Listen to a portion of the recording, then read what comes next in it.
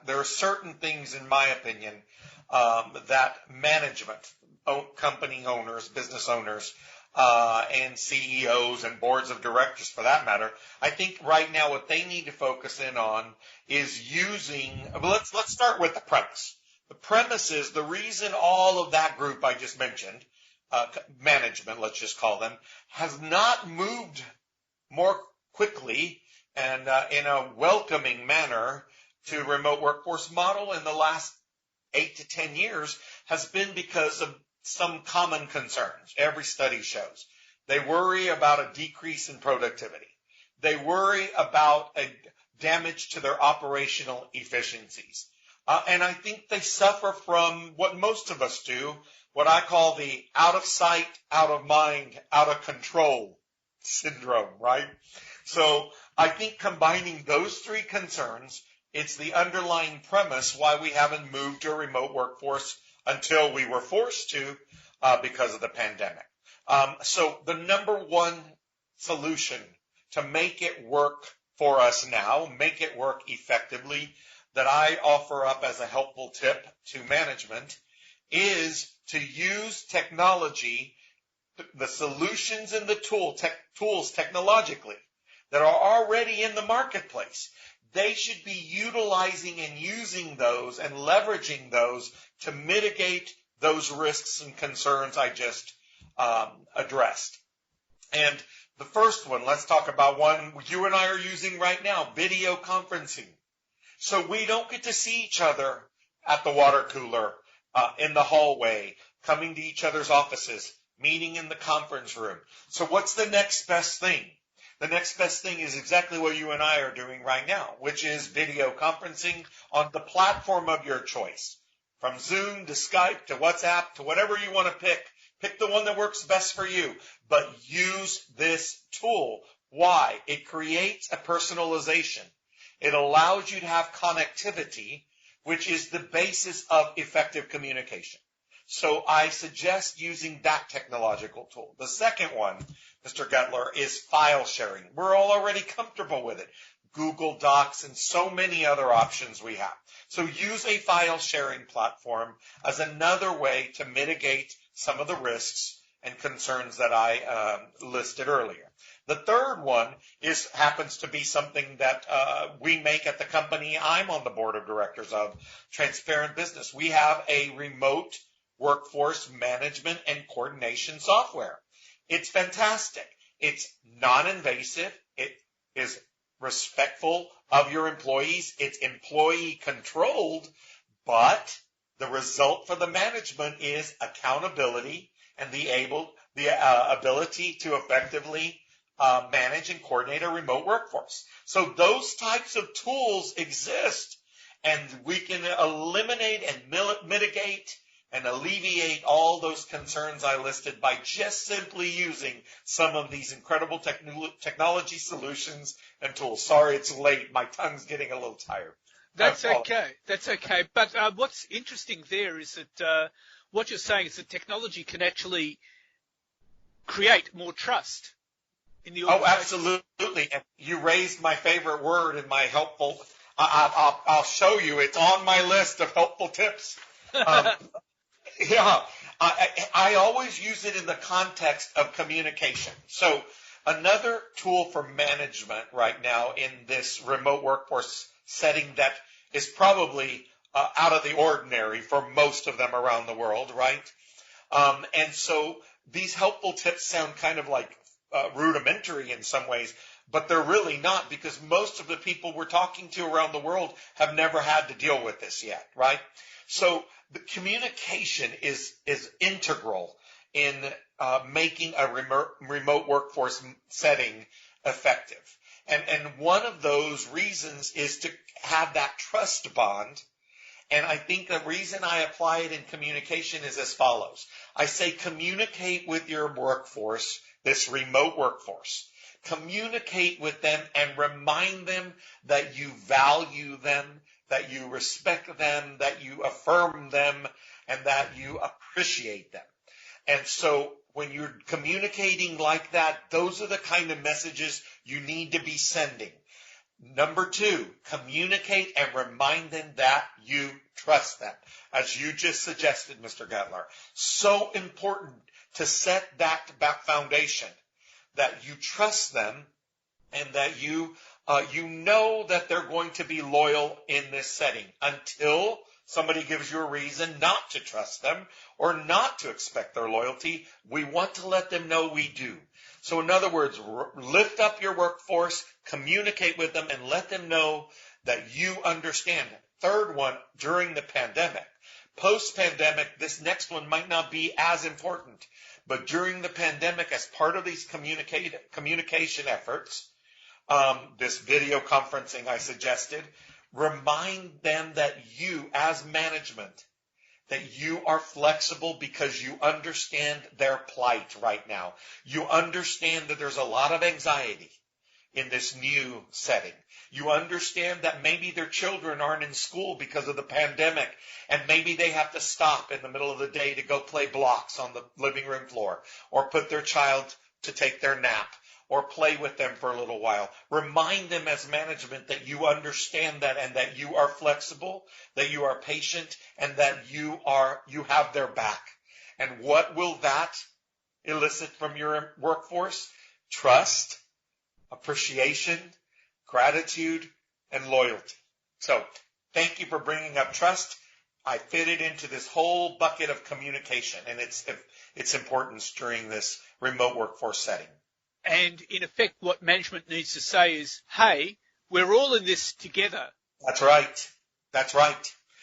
Right now, that is actually, it's interesting you said that because it really helps me get to the next one I usually suggest for management, which is act calm, cool, and collected in all of your communications, in all your actions, and in all your policies. Make sure your workforce knows that you are calm, you've got this under control, you trust them, and you're confident. And if you demonstrate that in every policy, in every action, and in every communication, guess what you get back from your workforce? Calm, cool, collective, and guess what remote workforce has shown study after study after study? It creates a more productive workforce. So your biggest concern as a manager goes completely away. If you'll follow some of these few easy tips, your workforce productivity will go up, according to some studies, a minimum of 15%. And I've seen studies that show it can go up as high as 55 and 60% increase. So the benefits are amazing if we follow some of these guidelines and helpful tips. And what's extraordinary in all of this is if this becomes permanent, it will create businesses that are much thinking like communities. Absolutely. Absolutely. You know, if you're okay with it, I want to just share with you and your listeners, just in context. I want to go through in a kind of a bigger picture what I call the 5 beneficiaries of a remote workforce model. The first one you and I have already been speaking about, which is management, the employer, the company owner, right? We've gone through them. Increased productivity, increased satisfaction from your employees, less absenteeism, less sick leave, right? Lowering your health insurance burden. Right, and the list is long. I've got it right here, and I'm just hitting on the big ones. Healthier workforce, improved operational efficiencies, and I can go on and on. Second big beneficiary group of remote workforce models, employees. I have study after study that shows 60-70% love working remotely because it gives them a better work-life balance. The second reason they love it in study after study is the flexibility of it. And so a happier, more content worker is a more motivated, more focused, and more engaged worker. That's better for the employee. It's better for the employer. Both of those groups are huge beneficiaries in a remote workforce model. The third one, the economy. There are studies that show that a remote workforce model can add up to $2 trillion to the global economy for a variety of contributions and reasons. One, namely, being that the average savings to a company per employee per year is $11,000 in a remote workforce model. And that means that those employees, with that extra 2 and 3 hours that they get every day in a remote workforce model, will be out shopping, doing yoga, running errands, attending the gym, and all of that is money put back into the economy. These are ways that the economy benefits up to $2 trillion in remote workforce. Number 4, this is one I want to make very clear to your listeners. This is not the time for us to probably be focused on number 4, but I would be remiss if I did not list it because it is a huge beneficiary of a remote workforce model, and that is the environment. You are cutting down the average commute of workers around the world by 2 to 3 hours. That means less carbon emissions and less pollutants into the air, which means cleaner air, which means a healthier workforce, which means what I said earlier, less absenteeism, less sick leave, so on and so forth. The environment and saving the planet is hugely benefited by a remote workforce. The 5th and last one that I have identified is very special to me, and that is women in the form of single moms and women who are not able to leave home to go to an on-site workforce. Through remote work, we can actually have them contribute their talents to the workforce remotely, provide their gifts in a way that they've not had access before, nor the opportunity before. They are an incredible beneficiary, as are people with disabilities who are homebound and are physically unable to commute to an actual work site.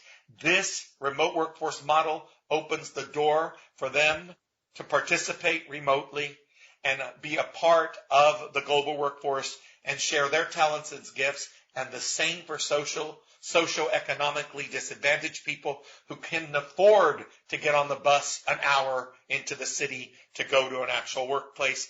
We are now going to have access to their talents as well. The 5 beneficiary groups of a remote workforce model far outweighing any possible loser in a remote workforce model. Well, Mo Vella, those are very wise words. We'll all be watching it very closely, and thank you very much for your insights. It's my pleasure, and thank you for having me, and I hope we can get together again someday. Thank you. And now let's talk to CommSec Chief Economist Craig James. Okay, well, Craig, what do you see the market in the week ahead? How do you see it tracking? Well, certainly, there's going to be a lot of focus on jobs this week. So that'll be the big focus. Thursday we get the job figures, and really it's somewhat of a lottery in terms of trying to make predictions in terms of jobs in the current environment. Making forecasts generally in the current environment is quite difficult, but the Commonwealth Bank Group economists have looked at the job figures, and they're expecting, now these are figures for the month of April. Expecting a decline in employment of a massive 550,000. They'll see the unemployment rate rise from 5.2 to 8%. Now, the major focus, I think, in terms of these figures may not be in terms of the job loss, and it may not get to 550,000 because the definitions of employment are going to be playing a big role in terms of trying to understand what these figures actually mean. If people are on JobKeeper, they're technically employed, but they're not working any hours, not working any sort of hours in the week, and that may be the major focus in terms of the figures. So when we look at these figures on Thursday, don't just look at the number of jobs lost, don't just look at the unemployment rate, but also look in terms of the number of hours worked, and that will give sort of real sense about sort of how much impact COVID-19 is indicating in terms of the economy. Of course, raises questions about underemployment as well. Well, it is a case. I think you've got to look at so all the indications, because certainly sort of people sort of in the current environment say, look, I'm not working sort of at the moment. I've been sort of laid off. Clearly so I'm underemployed or underutilised. So both those definitions will come into it. So yeah, I think it is a case. Of course, we look at the figures to be able to get a sense about so how the economy is being impacted by the virus crisis. So we're looking at the number of jobs lost, impacting that in terms of consumer spending, in terms of broader economic activity. We're looking at in terms of the number of hours worked, and people aren't working the number of hours that they want to. Say they're working in a cafe and restaurant, so they've closed down. Clearly, they want to be working, but they can't work. Now, I suppose what we need to overlay on this, that if people sort of getting the job seeker payments and the job keeper payments, that will support their overall spending in the economy. So it just shows you that this current time, it is quite difficult in terms of doing economic forecasting. And once we sort of look at these figures, then we've got to extrapolate from that and say, what does that mean for spending? What does that mean for the economy? Indeed, and if people are on JobKeeper, and for that matter, JobSeeker has been doubled, that would have an impact on spending, wouldn't it? Well, it does, and so we've heard a number of indications in terms of JobKeeper, where the number, where the recipients are actually getting sort of dollars in the hand more than what they would have in terms of their place of employment. Now, that's just because of the simplification in terms of the definition, sort of JobKeeper, giving everyone, sort of effectively the same amount. Now, some people may be, sort of perhaps overpaid to some extent. Some people are underpaid, but in the current environment, you want to give people more dollars, so rather than less dollars to be able to keep the economy moving. But I suppose when we're looking at the week, it's those job figures which will really dominate on Thursday. But we will have plenty of other indicators to be watching as we go through the week. Tuesday we'll get an economic statement from the Federal Treasurer as well as the Finance Minister. They'll get an update in terms of the economy. We'll get the latest business survey from National Australia Bank, and of course there were dire results that we saw in the previous survey. Confidence levels at the lowest levels on record, the biggest fall in terms of business conditions. So those figures on Tuesday, we'll see whether we get some improvement in that, whether businesses are a little bit more positive in terms of the outlook. Consumer sentiment, so that's certainly been improving in recent times as we're getting towards a recovery phase in terms of the economy. So we'll have those figures on Tuesday, and also on Tuesday, very busy day on Tuesday, tourist arrival figures will be released. During the month of February, we saw a 12.5% fall in tourist arrivals. That was the biggest fall that we've seen on record, and biggest fall in departures, 2.9%. That was the biggest fall that we've seen in the order of 2 years. So we'll get those figures out for March. The interesting thing is the Bureau of Statistics is providing more and more information, and on the Wednesday, the day after that, there will be provisional overseas travel figures for the month of April. So we're getting more and more timely figures in terms of the economy, and that's helping policymakers and analysts making sense about how things are travelling. But also on Wednesday, we'll get the Westpac gauge of consumer confidence, and we'll get the wage figures for the March quarter, likely to show a growth of 0.5% in the quarter, 2.1% over the year. But certainly as we look out over the next 6 to 12 months, wage growth is going to be effectively pretty much flat, and we're going to continue to see weak wage pressures, and that's going to put downward pressure on prices.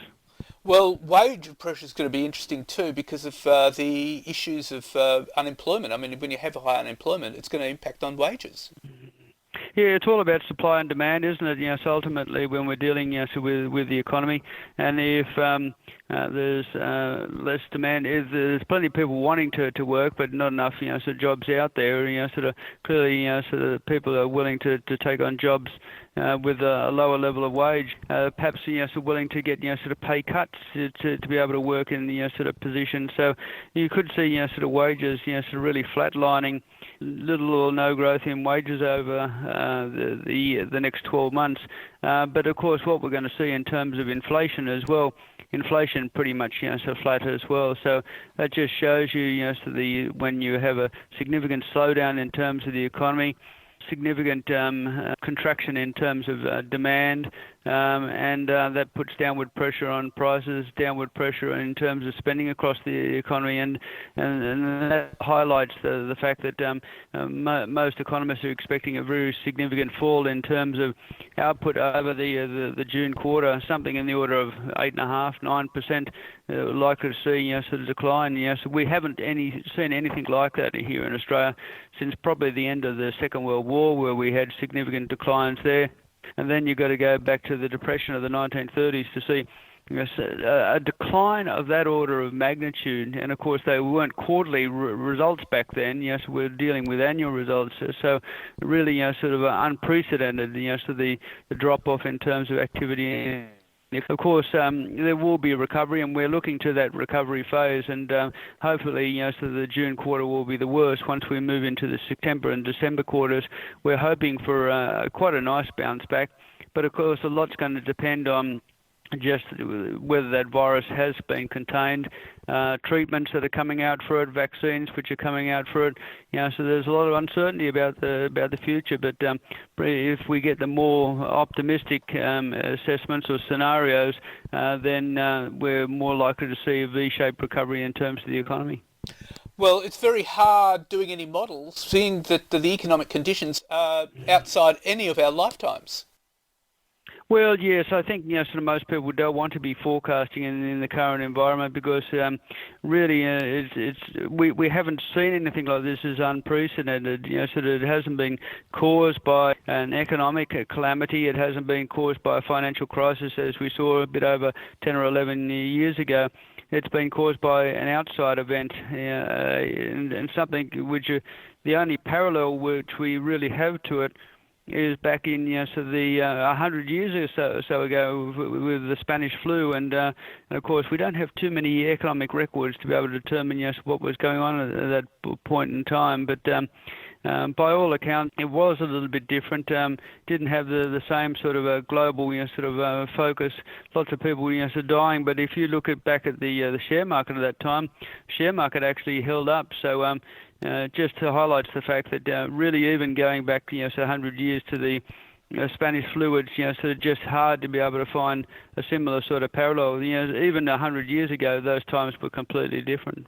Well, it'll be fascinating to watch. And Craig James, thank you very much for your time. Thank you, Leon. So what's happening in the news? Well, Goldman Sachs Group and Morgan Stanley economists said there is evidence the world economy is starting to recover from the coronavirus and the restrictions placed on business and consumers. Economic activity has probably bottomed now, Jan Hatzius, chief economist at Goldman Sachs, said in a report to clients on Monday. Lockdowns and social distancing are starting to diminish as many countries are cautiously reopening their economies. Goldman Sachs predicted advanced economies will contract an average 32% in the current quarter before growing 16% in the next 3 months and 13% in the final quarter of the year. At Morgan Stanley, chief economist Chetan Iyer said in a report on Sunday that a number of the high-frequency indicators we track suggest that the global economy is in the process of bottoming out. But in a separate note also released on Monday, HSBC Holdings plc economist James Pomeroy warned against betting on a sharp turnaround in the global economy. He cited numbers from China suggesting consumer spending may be slow to bounce back as people will remain nervous about shopping or returning to work. As governments increasingly ease back on virus restrictions, another threat highlighted is the potential for a second wave of the outbreak, further disrupting activity.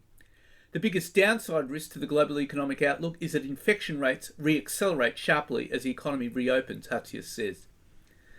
After all, our recent analysis confirms that much of the medical improvement has resulted from lockdowns and social distancing. And Donald Trump has threatened to axe the first phase of the US-China trade deal if Beijing misses import targets agreed before the pandemic hit amid growing tensions between the two superpowers.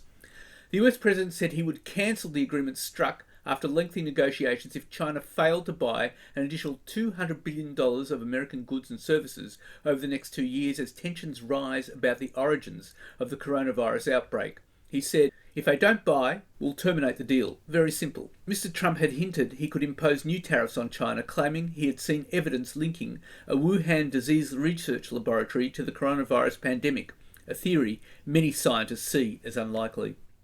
And COVID-19 has smashed the demand for workers. ANZ Australian job ads fell a massive 53.1% in April to be down 62.2% for the year. In trend terms, job ads declined 11.2% for the month and 33.9% for the year. This is more than 5 times the previous record monthly fall of 11.3% in January 2009, which was during the GFC. And almost 1 million Australians have lost their jobs since social distancing measures to limit the spread of COVID-19 ramped up, according to official figures. The ABS says the number of jobs in Australia fell by 7.5% between March 14 and April the 18th. Jobs in accommodation and food services slumped by a third, while 27% of arts and recreation jobs went. The job losses have been most severe in Victoria, Tasmania and South Australia. With slightly more than 13 million employed people in Australia in early March, that means almost 1 million people lost their jobs in over a month. The ABS said job losses were heaviest in accommodation and food services, where more than 1/3 of workers lost employment, followed by arts and recreation services, where 27% of staff found themselves out of work. Those aged between 20 and 29 and over 70 were the worst affected by the job cuts in the accommodation and food services sector, with more than 40% losing work. Given the prevalence of young people in hospitality, it is not surprising that they've been hit hardest by job losses across the economy, with 18.5% of jobs for under 20s gone since mid-March and 11.8% of jobs for 8 to 30s. Women have also been affected more in terms of job losses, with an 8.1% fall compared to a 6.2% slide for men. Meanwhile, the Reserve Bank of Australia has kept rates on hold at its record low of 0.25% as Australia continues to battle with the coronavirus impact on the economy. And Australian residential building approvals fell 4% in March, following a revised 19.4% jump in February, according to the ABS. Lower population growth, higher unemployment, declining household income and consumer uncertainty are all likely to reduce demand for investment properties, which will put downward pressure on residential construction, particularly for the apartment market. And Australia's coronavirus lockdown will see gross domestic product plunge 10% in the June quarter, wiping $50 billion from the economy, according to Treasurer Josh Frydenberg. The Treasury forecast cited by Frydenberg is a further indication that Australia may be spiralling towards its first recession since 1991, as large tracts of the service sector are shuttered to stem the outbreak. The damage to the economy has already forced the central bank and Conservative government to deliver a massive fiscal monetary injection worth 16.4% of GDP to cushion households and help businesses to survive and retain workers. As a small open economy, the weak global backdrop may also constrain Australia's economic recovery, according to Bloomberg economist James McIntyre, who has forecast the nation will suffer its deepest recession in 90 years. But the vast majority of businesses could be up and running in less than 2 months after the National Cabinet approved a comprehensive set of health protocols to enable commerce to resume in a COVID-safe environment. Treasurer Josh Frydenberg says he wants large swathes of the economy running at full speed by July. Declaring we now need to get 1 million Australians back to work, Prime Minister Scott Morrison and the state and territory leaders agreed on Tuesday that when they next met on Friday, they would lift restrictions in 3 steps with the aim of establishing a sustainable COVID-19 safe economy in July 2020.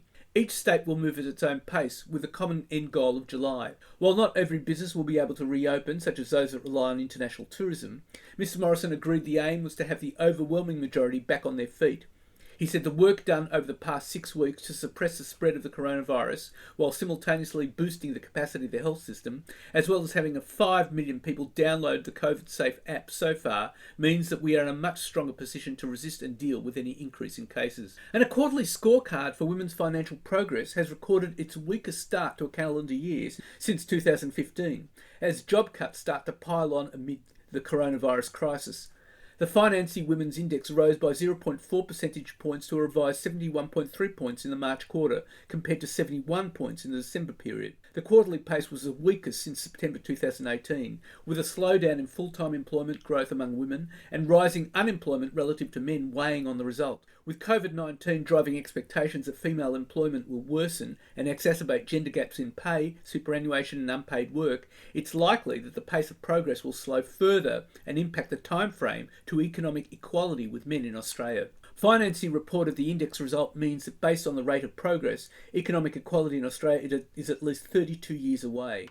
but the group has speculated the time frame could expand depending on the long-term impact of COVID-19. The time frame for achieving gender equality in superannuation was 19 years. Based on 2017-18 data, the report noted women are retiring with 31% less super than men, but the gender gap is likely to widen if the pandemic has a sustained impact on employment and wage trends. Full-time job numbers has remained largely consistent, up only 0.1% to 3.35 million during the quarter, while male full-time employment rose by 0.9% to 5.49 million. Prior to the pandemic, full-time employment growth for women had been stronger, but the rate of men has now become 10 times that for women. And Westpac Banking Corp has delivered a massive 70% slump in first half cash profit to $993 million and elected to defer the dividend until there's greater clarity on the impact that COVID-19 will have on bad debts. Westpac Chief Executive Peter King cheated the hit to profits back to the likely cost of settling the Austrac matter, its ongoing response to recommendations from the Hayne Royal Commission, and growing projections of the cost of the virus crisis. And blood products giant CSL has commenced development of its COVID-19 fighting immunoglobulin product at its Melbourne-based Broadmeadows facility, using the antibodies from plasma of recovered coronavirus patients. The development is the first step towards commercialising the investigative product targeted at critically ill patients and will be conducted in 2 phases. And a week after the government unveiled its COVID-safe smartphone app with the grand promises about its potential to track the spread of the coronavirus among the community, it is facing a problem experienced by tech startups the world over: a failure to attract enough users. While in any normal circumstances a new app attracting 5 million sign-ups in its first week would cause a company founder to harbour dreams of a future fortune, it is well below the threshold needed to make COVID safe worthwhile. Users have complained about technical problems with the app itself, which has been acknowledged as not working as well on iPhones as it does on Androids. Prime Minister Scott Morrison originally suggested he wanted 40% of Australians to download the app, whereas Chief Medical Officer Brendan Murphy said it would need contact tracing data for more than 50% of the population before he could be confident in using it as a factor in suggesting reduced restrictions. Australia's population is 25.7 million, so it's clear that even with children removed from the numbers, we're miles away from getting where they really want to be. And Transurban said that traffic on its toll roads was observably hit by COVID-19 from early March. For the week starting April 26, traffic was down 44% across the group. Traffic will remain sensitive to future government responses, the firm said, although there are early signs of traffic stabilisation. As a result, Transurban's $6.7 billion Westgate Tunnel project in Melbourne will be delivered late and will not be finished until 2023, the toll road group said. And the 20 bidders for Virgin Australia, including Richard Branson, Andrew Forrest and Australian super-backed BGH, have been in frantic to determine which bidders can team up as the race to save the stricken airline heats up. Administrators Deloitte said on Thursday at the first meeting with creditors that 20 parties had expressed interest in buying Virgin, although just 8 had signed non-disclosure agreements. Bidders with no airline experience are seeking to partner with those who have airline experience. Indicative offers are due within the next fortnight. The talks mean that the 20 potential bidders could consolidate to a dozen or less over the next fortnight as the consortiums sharpen their bids and any tyre kickers are weeded out. Local private equity group BGH Capital is working with Australian Super on a potential deal and is among the local front runners. BGH, led by Ben Gray and advised by PwC head Luke Sayers and lawyer Leon Svea, has been pushing hard on its Team Australia advantage, but talks are believed to include Singapore's state-owned investment fund Temasek, which has an indirect interest in Virgin through its controlling stake in Singapore Airlines, which owns 20% of Virgin. Temasek was one of the large limited partners in BGH's initial $2.5 billion equity fund when it was set up in 2018, and said it would look to co-invest in companies alongside BGH. And potential new owners of Virgin Australia are on notice from Qantas Chief Executive Alan Joyce that there will be ultra-cheap domestic airfares when the coronavirus lockdown is lifted. Joyce's declaration that Jetstar will be offering lots more seat at $39 each and special deals at $19 each on the popular Sydney to Melbourne group could throw a spanner in the sales pitch from Virgin administrator Vaughan Strawbridge. And electronics and hardware giant JB Hi-Fi has ended the third quarter of its financial year with a bumper sales result, thanks to an unprecedented number of Australians working from home. JB Hi-Fi told investors on Wednesday comparable sales at its Australian stores for the 3 months through to March climbed 11.3%, one of its highest ever comparable growth figures for a single quarter. At the same time, retail sales have soared by a record number in March as panic buying ahead of COVID-19 lockdowns spurred a huge interest in consumer activity. According to the Australian Bureau of Statistics, retail sales in March rose by 8.5%, well up on the 0.5% increase in February. The previous record had been set in June 2000, when consumers scrambled to buy goods before the implementation of the Goods and Services Tax in July 2000. And bring forward the current pipeline of wind and solar projects will create more than 50,000 jobs and inject $50 billion worth of investment into the alien economy, according to the Clean Energy Council. The industry group said in a report released that accelerated investment in renewable energy could power Australia's economic recovery on the other side of the coronavirus. It said bringing forward approved projects would also mean lower power bills, help Australia become a clean energy superpower, and create jobs in regional communities that are normally left behind. The industry group argues that taxpayers do not need to carry the full financial burden of the project, as private investors have a big appetite for investment in renewables. The council argues that a clean recovery should also develop a national home battery program, switch government and community buildings to solar and batteries and commit government agencies to 100% renewables, build 21st century transmission and distribution networks and an electric vehicle charging network, support investment in large-scale energy storage and encourage the development of offshore wind energy, help major energy customers secure low-cost supply and become globally competitive, and establish Australia's renewable hydrogen capability. And that's it for this week. And next week I'll be talking to the CTO of Fornetics and cybersecurity expert Chuck White on Zoom bombing and how to protect your remote workforce's teleconferences from outside hackers. And I'll be talking to IFM Investors Chief Economist Alex Joyner about the dire economic outlook. In the meantime, you can find me on Twitter talking BizBizZ, on Facebook and on LinkedIn. And if you want, leave a comment. Wishing you all a safe